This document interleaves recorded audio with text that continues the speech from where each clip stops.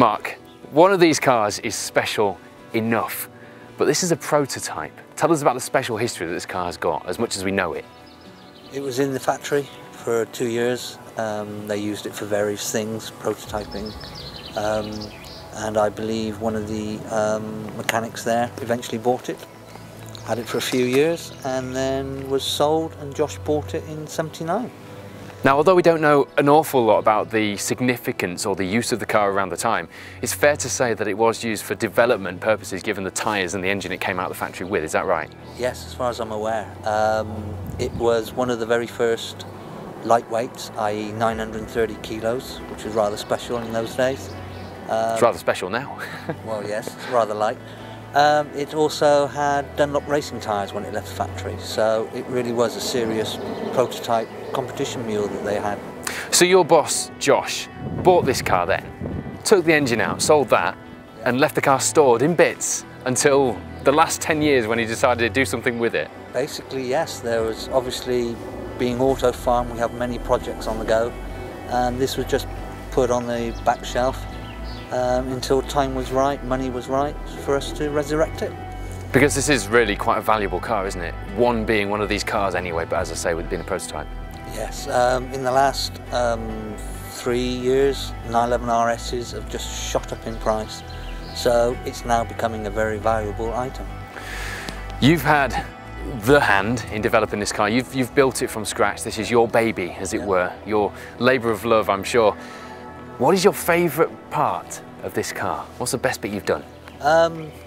It's really the engine. It's the raw sound and the feel, and from a 2.8 RSR, you get such a shove in the back when it finally does come onto power. That's really is the most exciting thing about the car. What was exciting, or interesting at least for me, when I got behind this thing, is that it's so smooth. It's a race engine, as you say, a very special race engine, and it's so smooth. It's been built very well, everything within certain tolerances, and it's been nicely set up. Very rare do you get a race engine that ticks over fine, but we seem to have done the business here. I mean, would a standard 911 SB be that tractable? I don't think so, would it? It would be tractable at low revs, but it would not have anywhere near the power or the grunt of this engine. So this car has been built for FIA Appendix K, historic motorsport. It's got one seat, so I'm presuming that's going on a racetrack, not in a rally stage. What is the intentions for this car? As far as I'm aware, it will be raced by the owner, Josh.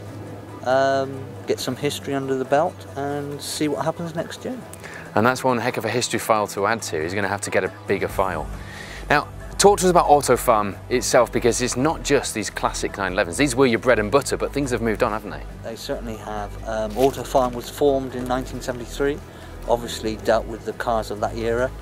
But of course, Porsche have developed the 996, 997s, the Boxsters, and we move with the times, and we're now we're doing more modern cars than the old ones, but we still have our loyal customers with the old historic cars.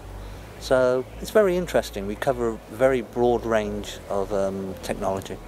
One thing we're really interested in here at Only Motors is the people behind the cars. And you yourself, having always worked on Porsches, you've got an interesting history yourself.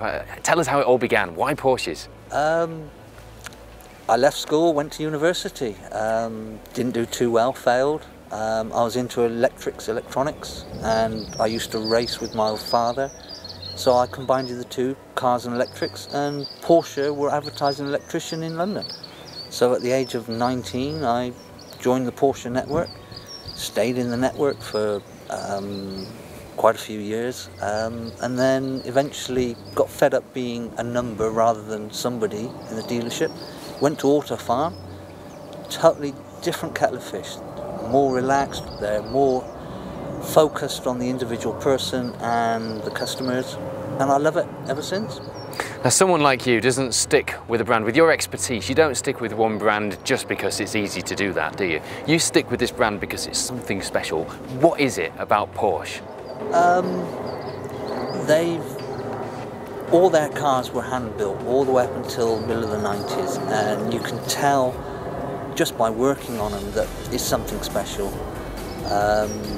Porsches, they have rear engine So when you drive a 911, it handles like nothing else. And it's a challenge to drive it very smoothly and quickly. I just love the brand. I've never even considered going anywhere else. A challenge that anyone watching this would love, I'm sure. Now, the eagle-eyed among us that have been watching this feature will have noticed that the registration plate on this Porsche 911S doesn't quite stack up with our story of it coming out of the factory in 1969. Just explain that significant yet small difference for us. As far as I'm aware, yes, it was developed in 1969.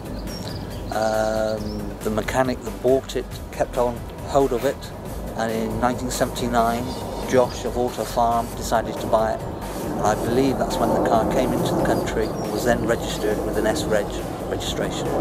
So that explains for the decade in difference for anyone looking at this car thinking that's not a 1969 Porsche. Exactly.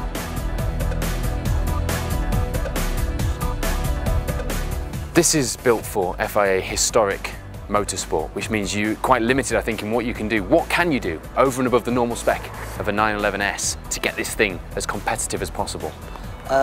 You can upgrade many items. You can lighten the car. All within period? All within period.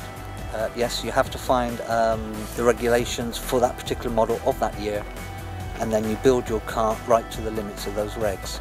You improve the brakes, you improve the horsepower, you reduce the weight of the car to within the regs. Road cars are fairly smooth and comfortable, whereas a race car is very raw and on the edge. And that's the main difference. Does it make it easier or harder that this car was homologated and that Porsche do have such a big racing pedigree? Does it make it easier to work out the spec that you need, or would it have been easier to start with a blank canvas with a car that wasn't particularly homologated? Having a spec, you have something to aim for. The problem is, the car being so old, is obtaining the parts, trying to get those specialised parts that were built back then. So it becomes slightly expensive, but I wouldn't say it's any easier. Your skills stretch far and beyond just planning these cars out, I know that. You stretch right from the mechanicals right through to the bodywork. So what do you have to do to this car to prep it to this standard? What would you do if somebody else brought a 911S into that showroom? What level of attention to detail would you go to? We strip the body shell right the way down, remove all the paint. We will then make sure that the metal is nice and solid and firm. If it's not, then we've welded in new panels, and then basically prime the shell and build it up from standard. Build it up from like new.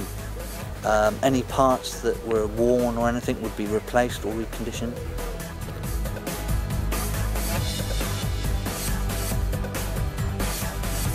Now Mark, one of the details I love on this car, and attention to detail is what it's all about with cars like this, is the fact that the alloys are different on the front and the back. At the front you've got these Fuchs alloys, on the back you've got big fat mini lights with race rubber shod around them. Why did it come out of the factory with different wheels? It's like a club rally car from the 80s. Yes, it looks that way, very true. Back in those days, the company that made Fuchs didn't make a wide enough rim for the tyre that Porsche wanted to fit under the arches. And the only company available was Mini Lights, and that's why they're fitted. So why not fit Mini Lights on the front as well? Is that just a quirk of Porsche and the 70s? I think that's exactly right. I think alloys were a new concept anyway, weren't they, really, relatively? They were there for not really design purposes, were they? They were there for a function because they were lighter and stronger than steel. Exactly right, yes. Fuchs are one of the strongest wheels made. That's why Porsche have used them. We quite often see copy Fuchs. And from personal experience, you hit a curb hard, they will crack and break, whereas a genuine Fuchs will all stay intact, just slightly bent.